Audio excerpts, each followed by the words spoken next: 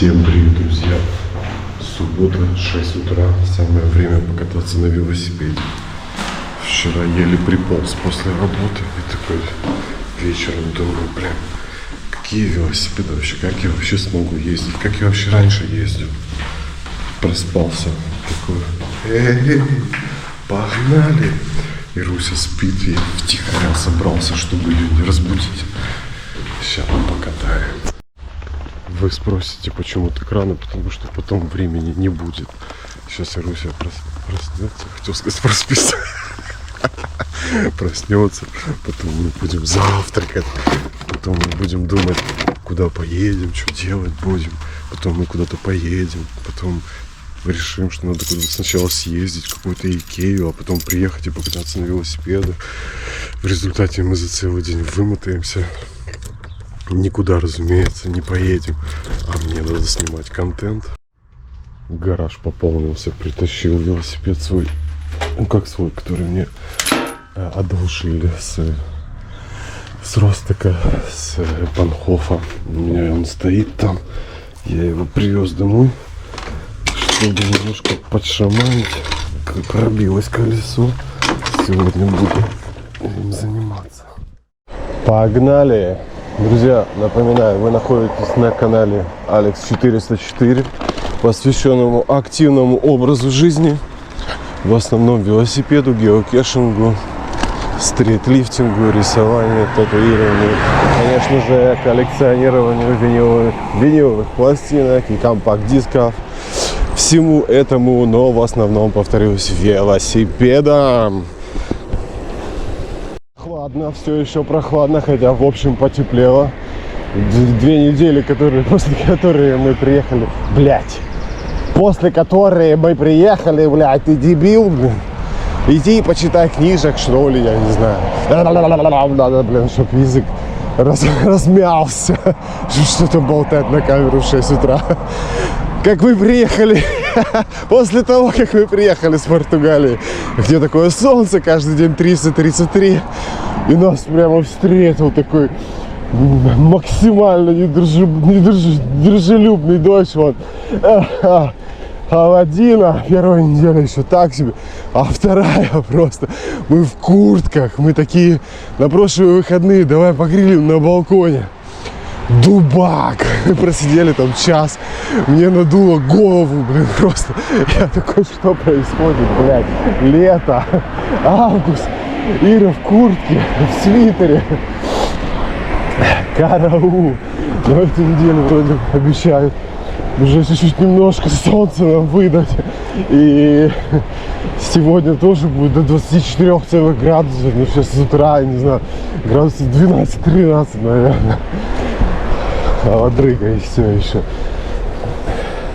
Даже в руки холодно, офигеть, в августе, да? Я вообще не позавтракал. Все, что я успел, это выпить чашечку кофе и почистить зубы, умыться. Все. Взял с собой сладости, сникерсы, конфеты, воду. Сникерс, сникерс, прикольная история. У нас на работе, я в Фейсбуке писал заметку, продублирую здесь. У нас на работе есть такая традиция, все именинники приносят в цех коробку с конфетами разными, там, со сладостями разными. И надо понимать, что в цехе работают одни мужики, 60 человек, все одни мужики. И вот они друг для друга, не все, ну так выборочно, там из 60, если человек 5 приносит, то хорошо, коробку конфет, ну сладости. И тут, короче, у меня юбилей, полтинник, меня вызывают в бюро, там уже через 2 недели после дня рождения или через 3, не помню. И такие: Александр, поздравляю. Стоит чувак из этого профсоюза и такой вручает мне конверт такой. Я такой: все, спасибо, понял. И мой начальник такой: где почему-то у меня не вижу, чтобы коробочка стояла со сладостями. Я говорю: так, блин, денег не было. И вот я ничего не покупал, а сейчас вы подарили. Ну, я уже понимаю, что в конверте деньги какие-то. Я куплю. Пошел, короче, домой. И такой, там, гудшайн. Ну, во всякие магазины. Гудшайн, не знаю, по-русски. Подарочный купон. На 20 евро. Я такой, бля. Ну, я знал, потому что другие уже говорили. 20 евро. Ну, конечно, лучше, чем ничего. И вообще это делает профсоюз. Это не предприятие. Предприятие вообще ни хрена не дарит. Хоть тебе 50, хоть тебе 100. Они считают, что мы вам до хера зарплату платим. Остальное облезете. И это профсоюз, и он как бы вообще не должен этим заниматься. Он просто всякую мелочевку, чтобы ты о нем не забывал, что типа вот мы за твоей спиной, мы тебя поддерживаем, мы помним о тебе. То зонтик подарит, то мороженое бесплатно угостит, то вот 20 евро подарит на день рождения. То есть это чисто символическая такая сумма, знак внимания символический. Вот, и дома я такой, да пошли в жопу, бля. Не буду ничего покупать, потому что это коробка конфет. Полтинник, а мне жалко, я зажопил, короче. И прицепился ко мне один чувак с работы такой: так, Алекс, а что там со сладостями? Я такой, блин, я принесу тебе сникерс, а у меня дома сникерс, а он сейчас уже с собой, вот к чему я это. Я сейчас вам его покажу, этот легендарный сникерс. Это такой двойной сникерс, который у меня уже лежит, наверное, месяц. Мне его Ира купила, я сам их не покупаю, эти батончики протеиновые, сникерсы, потому что мне жалко на это денег. Это деньги просто на унитаз, но если Ира покупает, я ее всячески стимулирую, чтобы она покупала мне их, когда видит. Потому что сникерс в велотуре это идеальный, получается, перекус. Углеводы, орешки, немножко белка. Вот он вкусный. В общем, сникерс просто идеально. И он у меня лежал, все ждал такого какого-то большого велотура. То есть там до 100 километров велотур. Мне жалко было его есть. И ей я не давал. Она несколько раз покушалась на него. Я такой, не-не-не. Это для велотура серьезного. И вот, значит, я Олю, я назвал, как его зовут. Зачем? Обещал. Я тебе говорю, да дам я тебе сникерс, все, у меня есть дома, все, успокойся. Принес я сникерс этот в четверг в сумку, положил на работу, принес с собой. И такой, блин, что-то как-то жалко. Я такой, Оля, ну, короче, говорю, сникерс у меня в сумке лежит, но я еще посмотрю на твое поведение сегодня, как ты себя будешь вести. Вот. И не дал, в четверг не дал, в пятницу утром он такой раз, двери придержал, с утра такой, когда я пришел, я такой, блин, красавчик, ну точно отдам сегодня. И опять не отдал. Я говорю, бля, какого хрена вы, бля, будете жрать мои сникерсы, я их себе не позволяю жрать.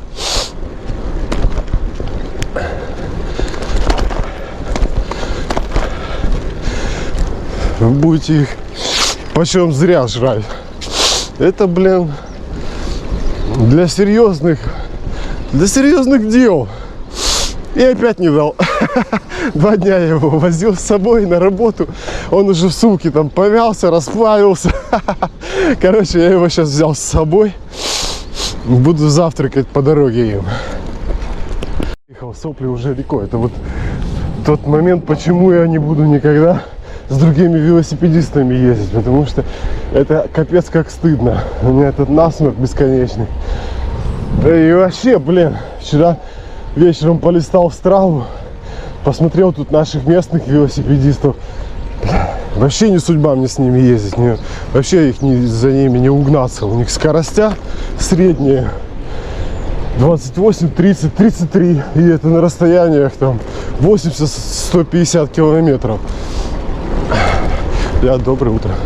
Это машины какие-то. Вообще за ними не угнаться. Вообще у меня скоростя 23-25 диапазон средний. И то, если я буду вкладываться, блин.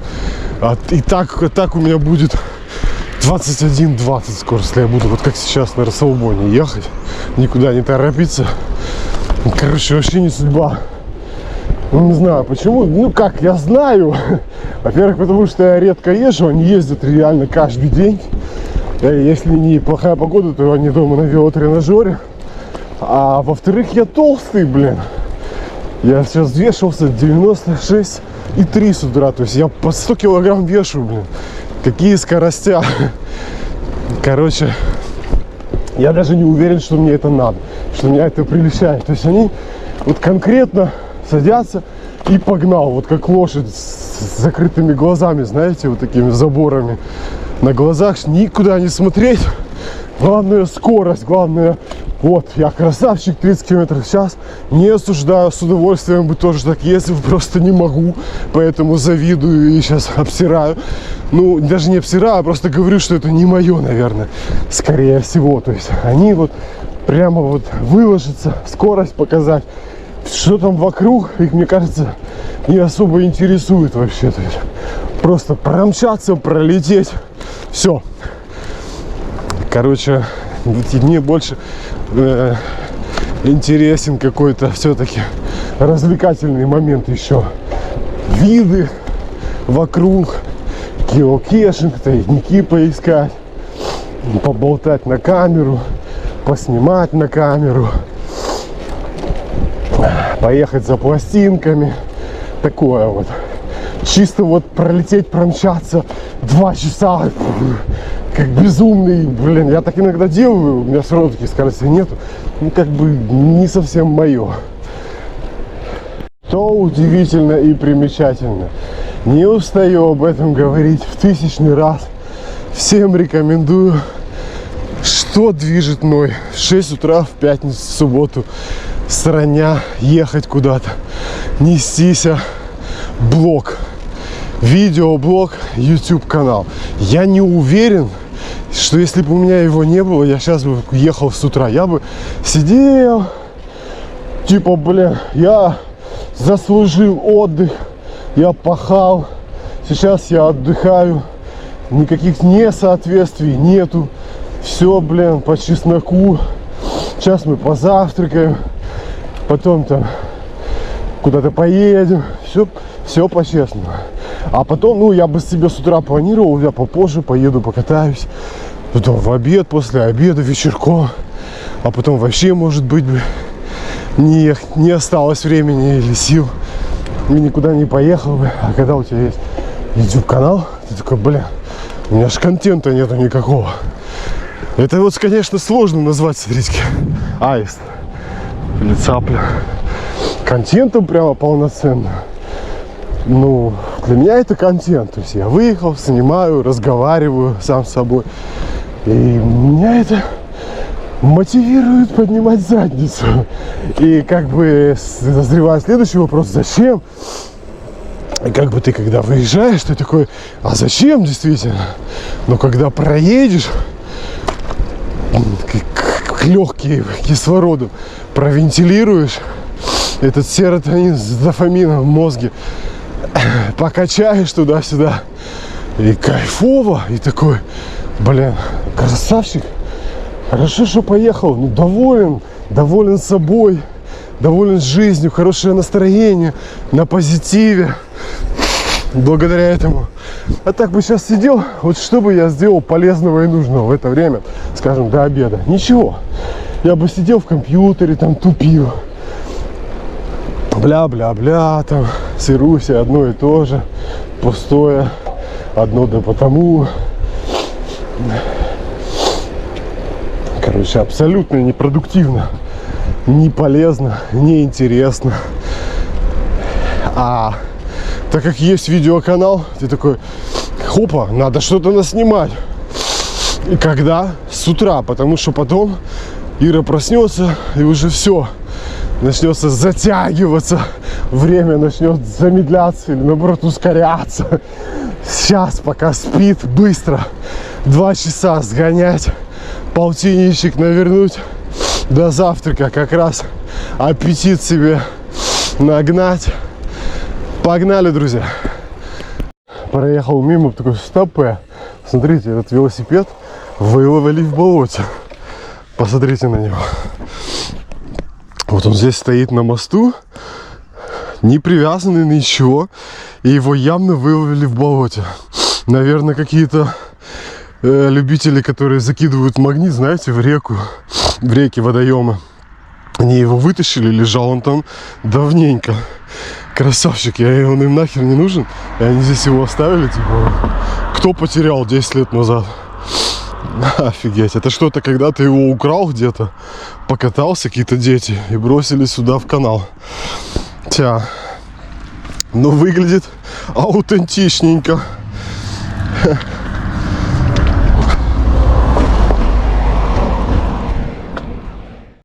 И эту 20-ку профсоюзную я заказал, купил на Амазоне.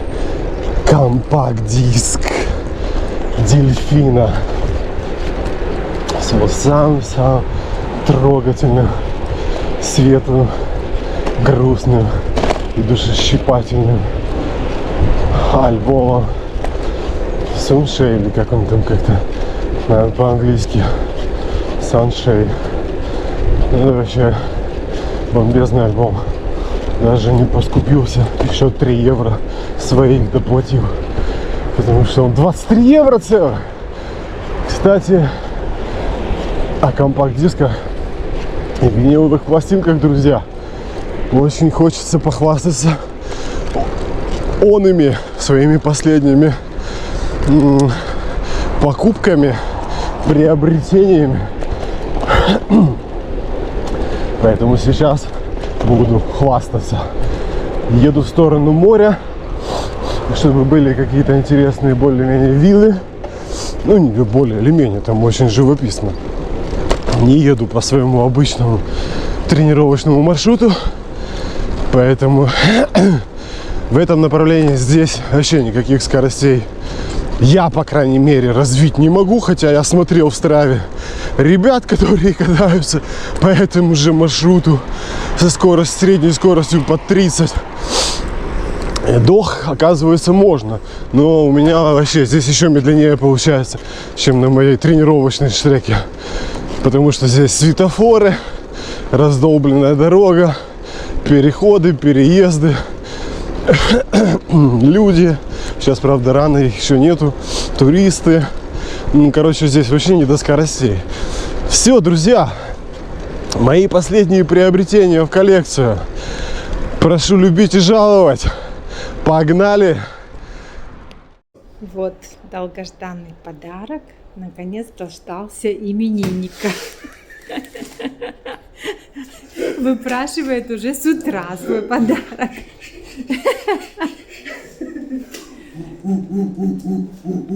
Все, с днем рождения. Не надо вот эти танцы. С днем рождения! Спасибо, спасибище большое, очень-очень приятно. Та-дам, та-дам, та-дам. Взрываю. А что там у нас? Что там у нас? У нас пластинки группы Böse Onkels. Это был вунш. Ну, что ты себя ведешь неадекватно? Я тут актер.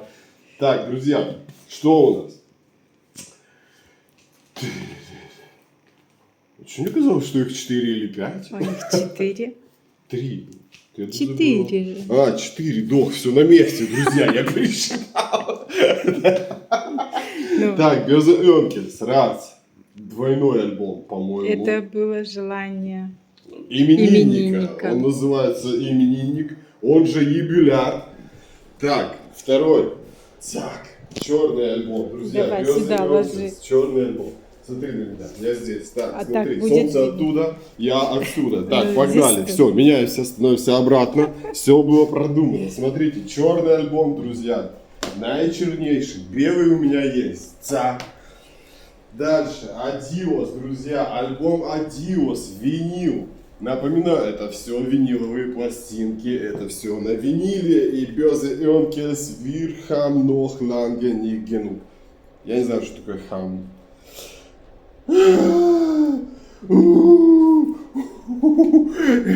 Хэппи, хэппи. Спасибо, спасибо.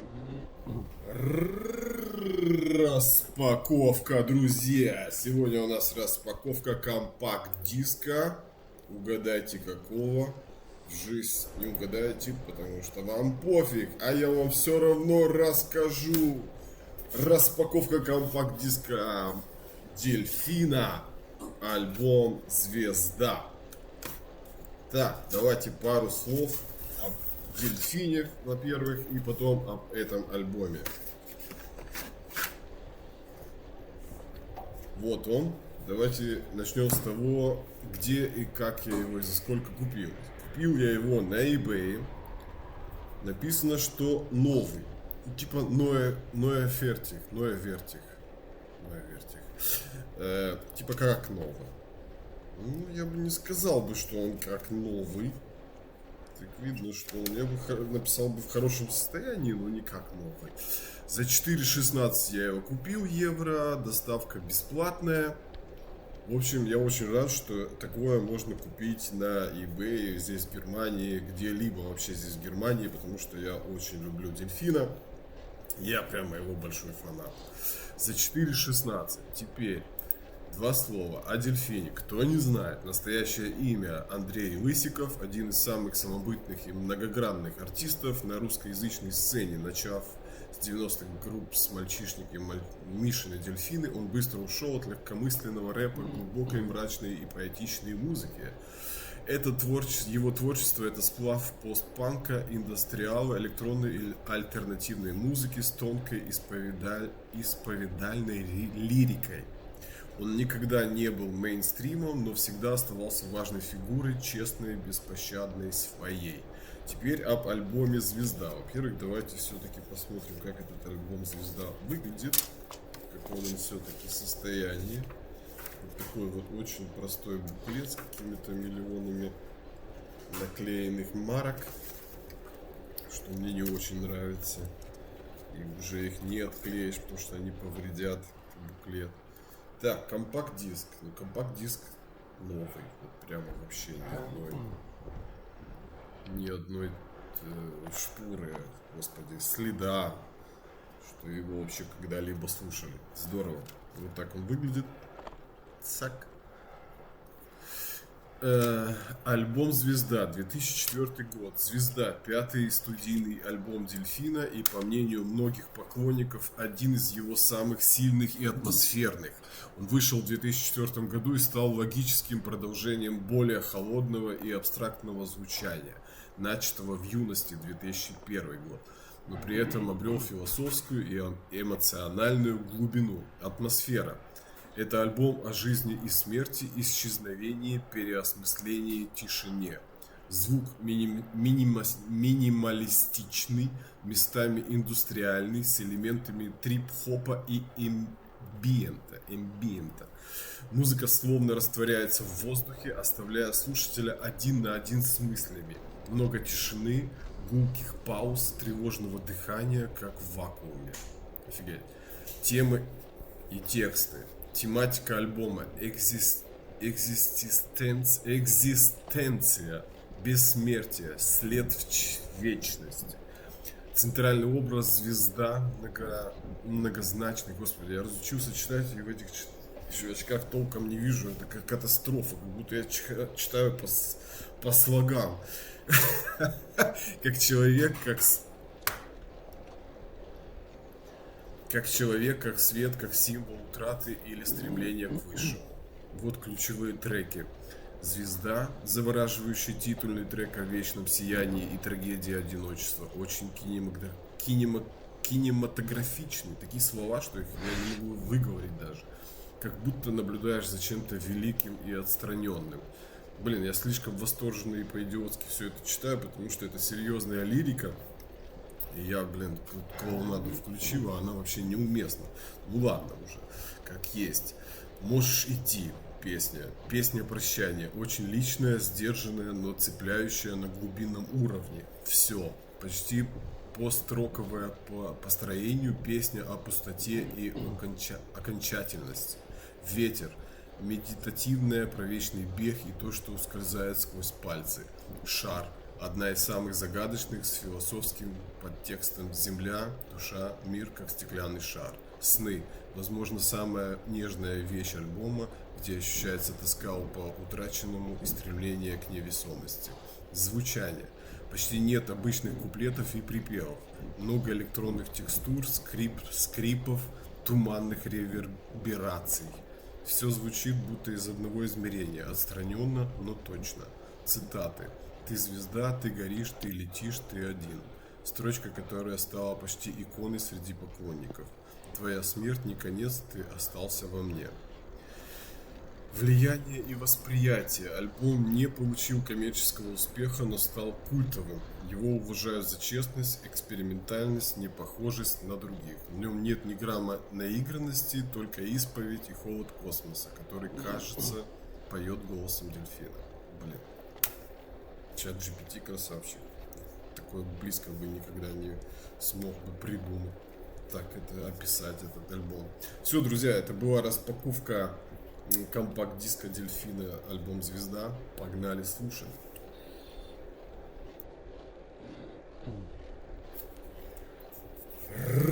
Распаковка, друзья. Сегодня у нас распаковка виниловых пластинок, которые только что пришли мне по почте. Посмотрите, из Франции, на секундочку. Так. Значит, купил я их на Discogs. Людишки. Вот здесь. Discogs. История, значит, такова. Очень хотел я приобрести пластинку группы Джокер. Это еще те 80-е, 90-е годы. У меня была когда-то такая пластинка. Я их не прямо фанат. И эта пластинка 88-й год. Я оставил корешу в Одессе, когда уезжал сюда.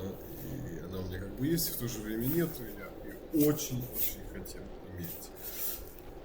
Нашел я здесь такую пластинку в eBay. Что там за евро 12-13, плюс доставка там 6 евро. В общем, под 20 все выходило. Дай, думаю, в Discogs посмотрю, есть ли такое дело. И к моему удивлению, такие есть. Какой-то чувак, какой-то, не знаю, кто он, русский или француз. Ну, написано, что Франция, местонахождение пластинки. Ну, какой-то чувак продает эту пластинку. У него, значит, 60 тысяч наименований всего пластинок и компакт-дисков. Вот, большущий магазин у него, походу. Ну, у него такой Джокер себе лежит, типа нормальное состояние. Вот. И, значит, что еще? Нормальное состояние, там за 4 евро я себе в корзину положил. Потом смотрю, уже 3,04 скинул цену, по-моему. Кому? Сколько-то, 3,49? Нет. Нитрих, он даже где-то за евро 69 или что, статистика. Ну, в общем, я дешевле не находил. Не смешно, если у него есть дешевле. Потому что она может быть дешевле, но когда доставка вот 16 евро. Дешевле, да, есть. Доставка.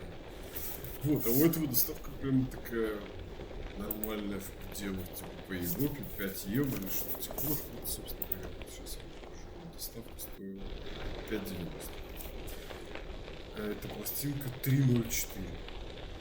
Вот, у него было одно условие. Надо купить пластинок на 15 евро, не меньше, чем на 15 евро. И я такой у него здесь полазил. Такой положил себе еще в корзину Род Стюарт за 3,46, Азия 3,46, причем very good состояние. Это нам понадобится, эта информация. И вот такой вот какой-то Endbeat или Unbeat, как он там стиль называется, такой загадочный. Deuter Silenz de Answer Kainan, в общем. я послушал где-то там на Spotify или YouTube, и типа пришел к выводу, что прикольная вещь. Можно купить за 3,04. Насобирал здесь, короче, на 15 евро, оплатил, перевел мне 18 евро через PayPal, и через какое-то время получаю письмо, что типа мы... сейчас покажу. Где я покажу? Вот. Вот письмо я уже перевел. Уважаемый, после нашего теста пластинка Род Стюарт и Азия, мы обнаружили, что она находится в плохом состоянии. Она не воспроизводилась должным образом, заметными пропусками и потрескивающими звуками.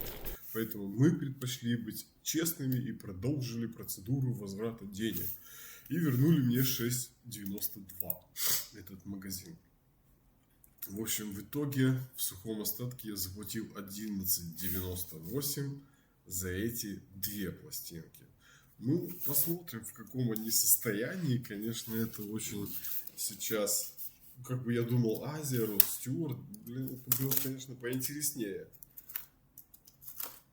Ну, как бы это все ради Джокера, но еще заиметь по хорошей цене Род Стюарта, Азию, блин, было бы неплохо.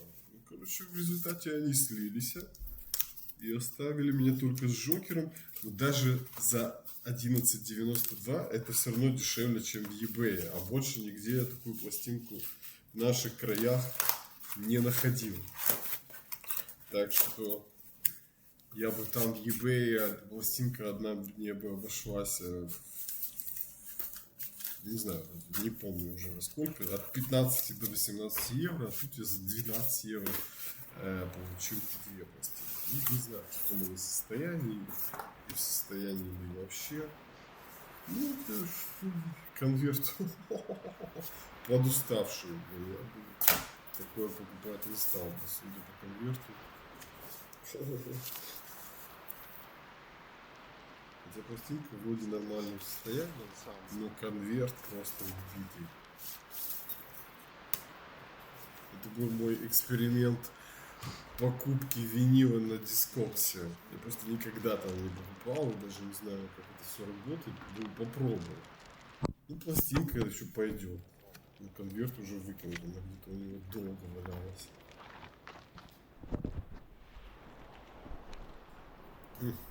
Короче, моя-то в Одессе в лучшем состоянии. Надо пытаться ее вернуть. Как-то организовать возврат. Так, я так понимаю, вторая пластинка вообще не в родном конверте. В общем, друзья, 12 евро. Так себе. Вложение. Да, это просто... Ну, это, кстати, группа какая-то интересная. Вот это вот. Эльбит.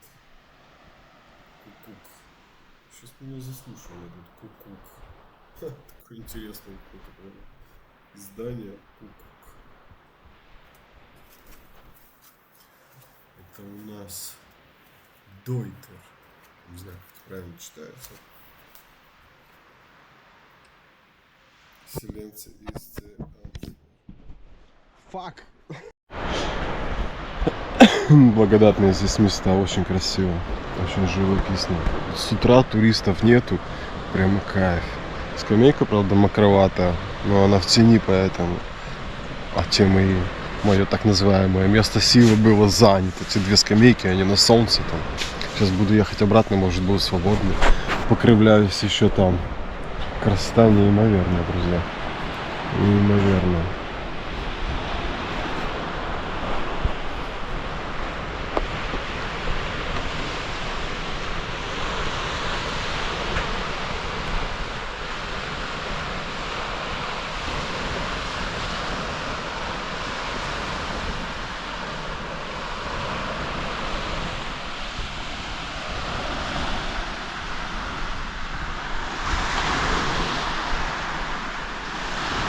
Погнали дальше. Погнали слушать. Это была распаковка виниловых пластинок с Дискокса. Я вот смотрю, вот группа Джокер. На секундочку. Группа Джокер. Что он написал, в каком состоянии? Так. Так. Где это написано? А ты что это?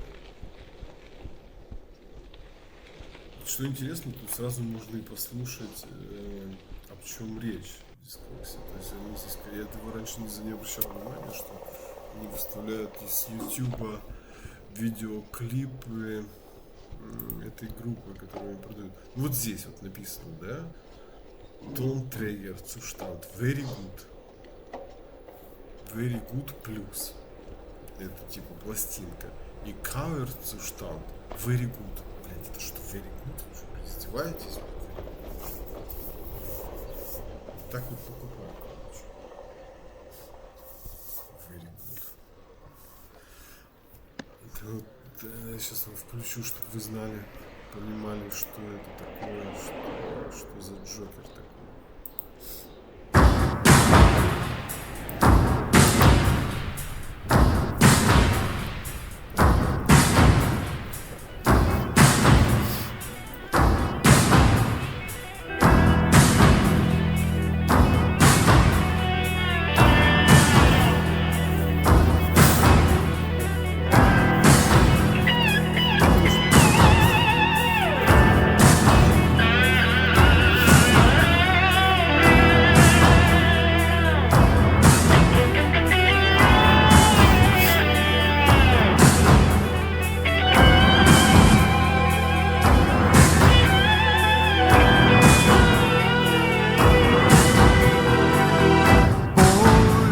Размытая в стон, век спрессов.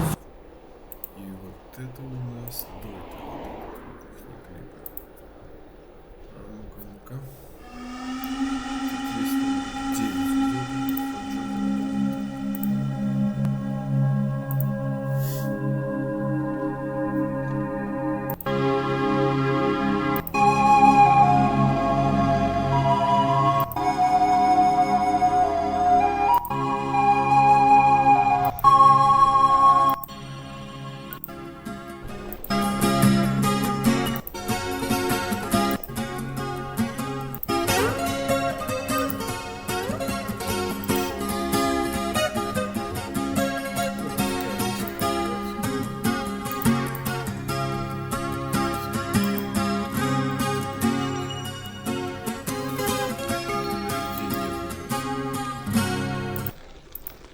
И как поставить другие клипы?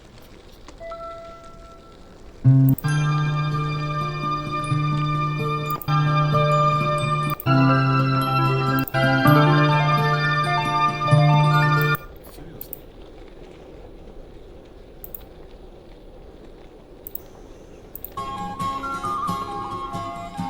Что-то ночь.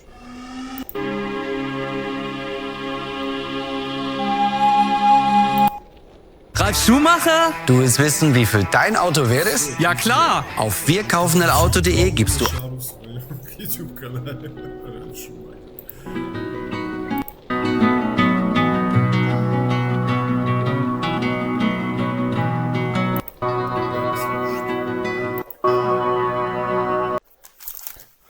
Пам-парам. Распаковка, друзья. Сегодня у нас распаковка компакт-диска, который я только что по традиции получил, купленный по той же традиции в eBay. И это Скитров. Скитров. Как правильно читается? Скитров. Я еще не было ни одного альбома Скитров.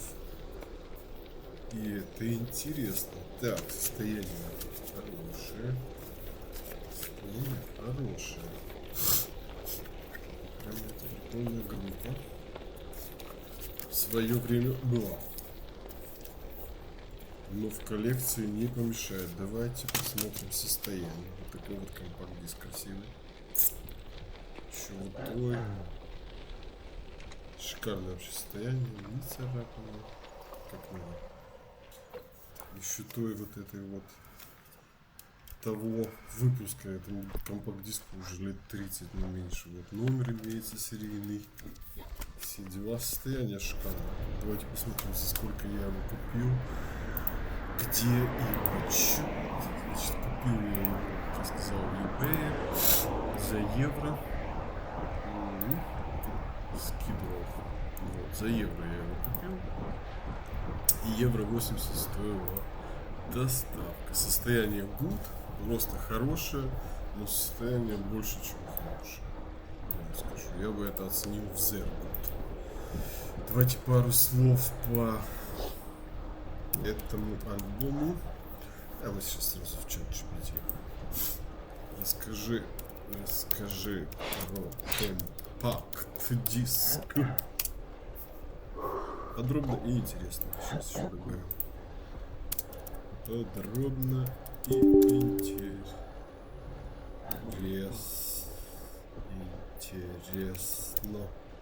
Цак. Итак, отлично, давай расскажу тебе подробности в интересном живом формате по Skid Row. Slava to the Grind альбом называется, особенно про компакт-диск, ну и немного про сам альбом. Что за альбом? Slava to the Grind, второй студийный альбом американской хард-рок heavy metal группы Skid Row, выпущенный в июне 91 года. Это самый тяжелый альбом Skid Row. Это радует. После глэм-металл дебюта они сделали шаг в сторону более мрачного и агрессивного звучания на стыке heavy-metal, трэша и даже панка.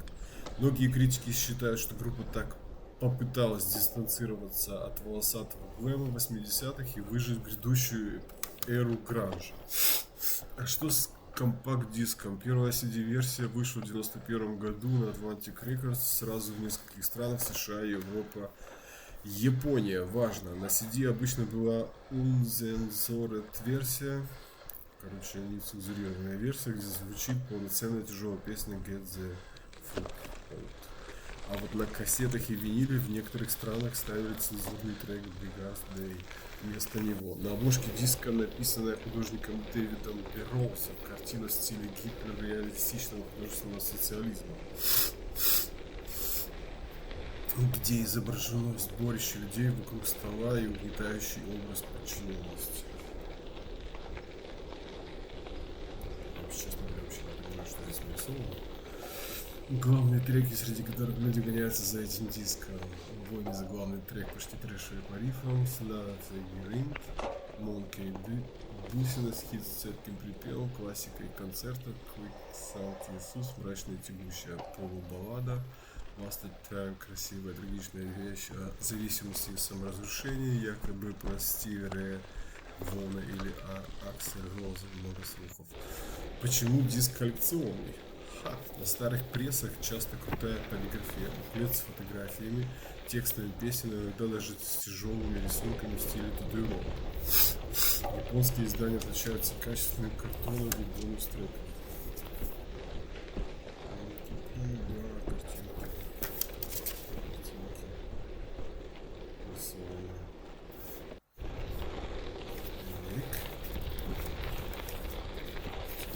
Японские издания отличаются качественным картоном и бонус-треками. Многие охотятся именно за первыми европейскими и японскими прессами 91 года. Интересный факт: альбом сразу попал в номер 1 Billboard 200. Это был крайне редким достижением для настолько тяжелой пластинки. В начале 90-х Skid Row даже открывали стадионы вместе Guns N' Roses, и вот выкрыл на пике популярности. Через пару лет мода на гранж убьет их карьеру в таком масштабе.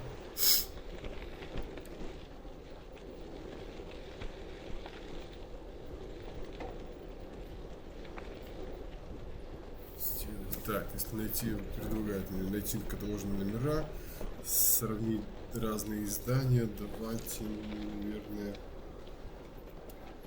сравним. Так, сейчас сделаем фотографию.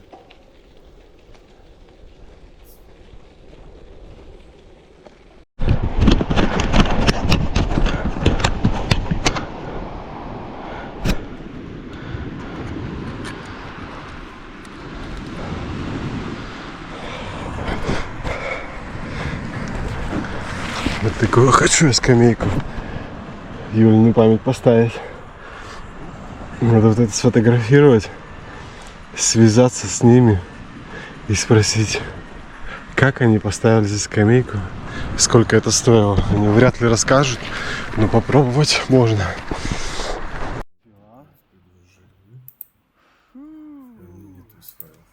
Ладно, давай, наверное, вот это списочек из рыночных цен. Посмотрим, чё почем. Цены на продажу Discogs. Discogs. От евро 37 до 12.07. Еще один релиз показывает. Евро 82, 4.27. И вот дополнительные версии лидируют 0.99, 15. Примерные цены на eBay от 3.95 до 7 евро. Я бы сравнил свой как в VG+. 5.59 плюс 19 доставка. Короче, за евро совершенно шикарный прайс. Типичный диапазон для БУ CD 2-8 долларов. Если без акцента на страну, импортный тираж.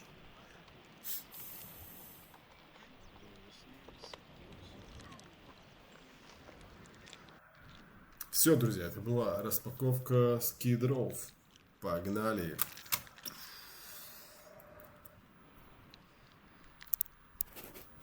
Выключайся. И чё ты не выключаешься? Он теперь не печатает в этом.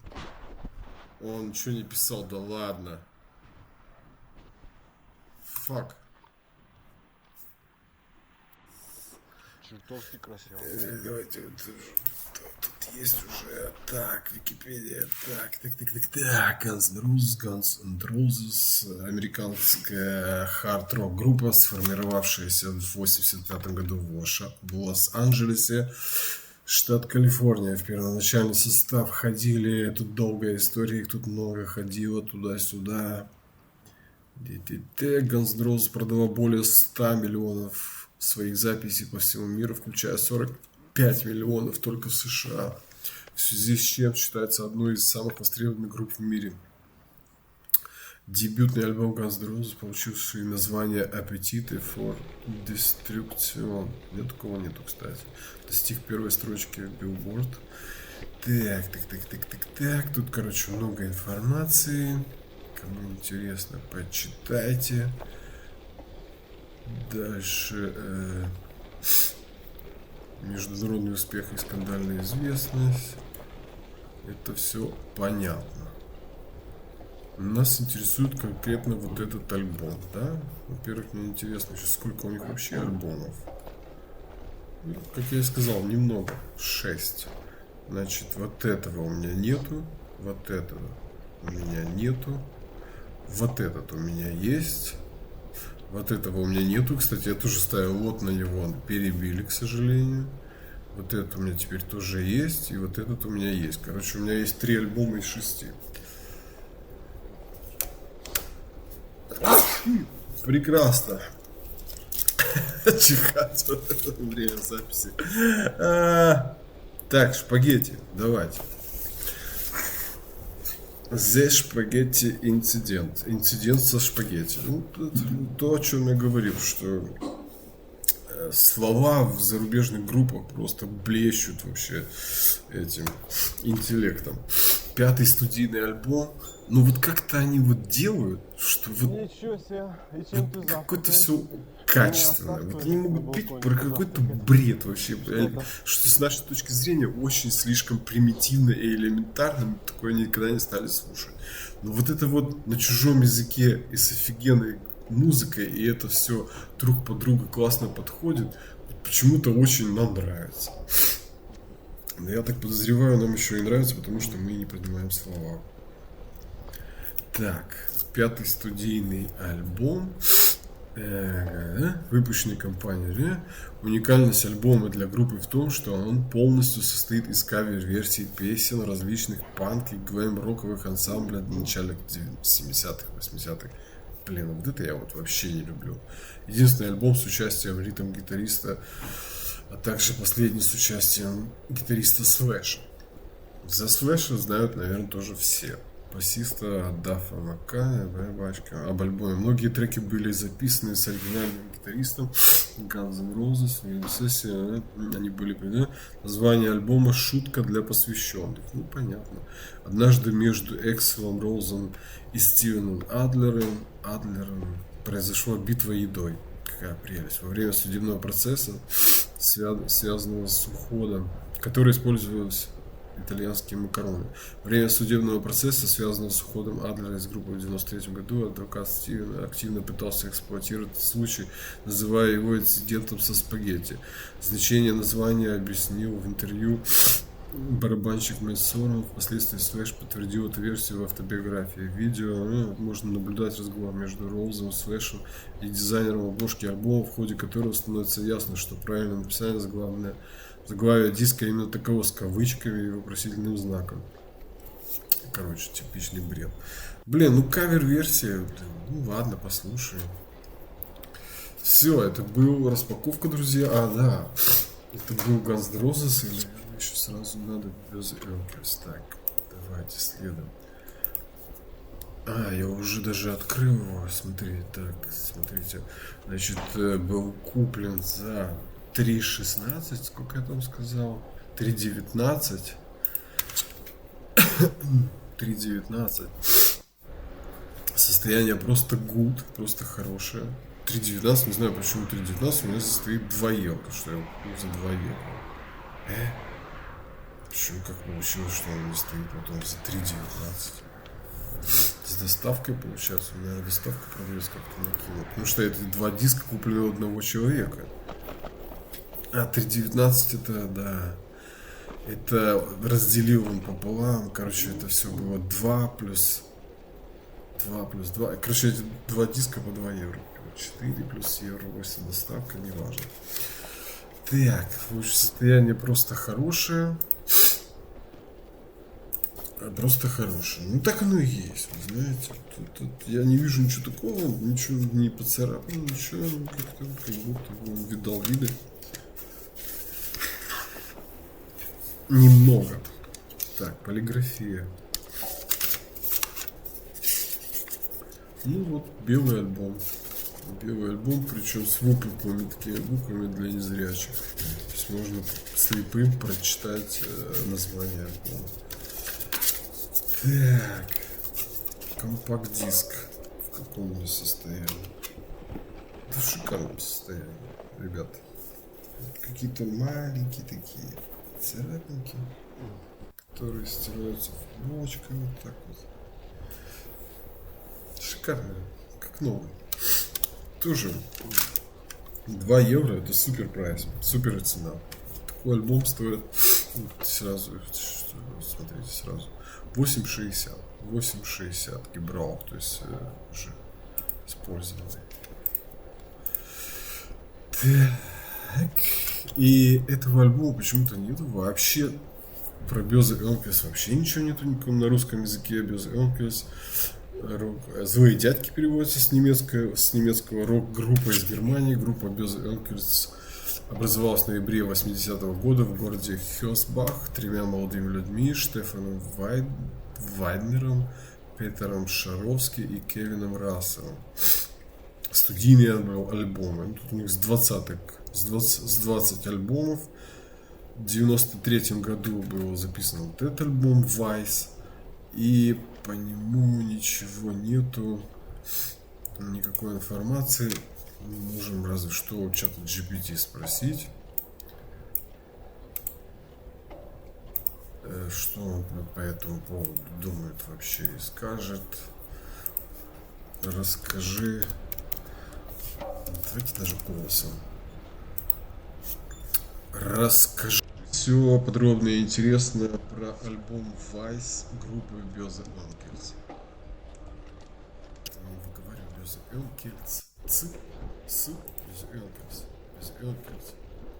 Там цена, там вообще Ц, Böse Onkelz. Это как бы не так по-немецки не пишется, Böse Onkelz. Похоже, альбома под названием Vice. Что? Он вообще не понял, что я говорю. Альбом Вайс. Белый. Группы Böse Onkels. Немецкой группы Böse Onkels. Такие, я не так выговариваю. Хотя вон он все написал правильно. Böse Onkels. Вот подробный и увлекательный рассказ об альбоме Вайс. Белой немецкой группы Böse Onkels. Общая информация. Альбом Вайс был выпущен 4 октября 1993 года в Беллап Рекордс в рамках двойного концерта с альбомом Шварц. Кто бы сомневался. Он стал 8-м студийным альбомом группы и отражал тему дуальности свет и тьма, добро и зло. Продюсером выступил басист Штефан Дерве. Вайднер. Музыка записывалась в 93 года в студии какой-то композиции и стиля. Альбом длится около 48 минут и включает 12 треков. Музыкальный стиль: жесткий хард-рок, соло-гитара, эмоциональные вокальные партии, инструментал, трибют и т.д. посвящен памяти Стива Рэй Вона, вдохновителя гитариста Матиаса Мудиана. Чистая тематика и особенности. Альбом символизирует дуальность, разделяя идеи белого Вайса, черного Шварц, текстов и оформлений. Темы песен варьируются от внутренней силы, борьбы до социальной критики и личных размышлений вроде Deutschland im Herbst и Schöne neue Welt. Für immer — одна из самых известных баллад группы, ставшая настоящей фирменной песней. Так, тут участники. Так, после релиза «Культурное влияние» одновременно с Вайс вышел и Шварц. Оба альбома стали кульминацией периода 93 года. Многие песни, такие как «Fahrt zur Hölle» и «Für immer», активно звучали на концертах и вошли в композиции типа «Fahrt zur Hölle». Так, почему Вайс важен? Преимущество альбома: эмоционально насыщенный саунд, концептуальный дуэт с Шварц, глубокие личные тексты, мощное концертное наследие. Значение: баланс мощного рока и мелодичности, символика добра и зла, света и тьмы, отражение кризиса и силы личности. Песни стали культовыми для фанатов. Рекомендации: если хотите послушать альбом, поискайте. Что за поискайте? Вайс на Spotify. В качестве исторического эксперимента можно отдельно послушать короткий выразительный инструментал. Все, друзья, это была распаковка Guns N' Roses и Böse Onkels. Погнали!